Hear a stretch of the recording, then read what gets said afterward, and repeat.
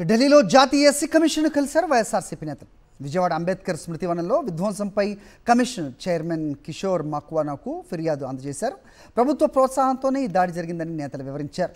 ఈ ఘటనపై రాష్ట్ర ప్రభుత్వం పట్టించుకోవడం లేదని, ఎస్సీలపై జరుగుతున్న దాడులపై వెంటనే చర్యలు తీసుకోవాలని విజ్ఞప్తి చేశారు. ఎస్సీ కమిషన్ జోక్యం చేసుకుని దర్యాప్తు చేయాలని విన్నవించారు. వైఎస్ఆర్సీపీ ప్రతినిధుల బృందంలో ఎంపీ గురుమూర్తి, మాజీ మంత్రులు ఆదిమూలపు సురేష్, మేరుగు నాగార్జున, మాజీ ఎంపీ నందిగం సురేష్ తదితరులు ఉన్నారు.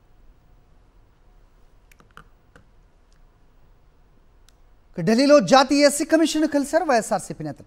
విజయవాడ అంబేద్కర్ స్మృతి వనంలో విధ్వంసంపై కమిషన్ చైర్మన్ కిషోర్ మక్వానాకు ఫిర్యాదు అందజేశారు.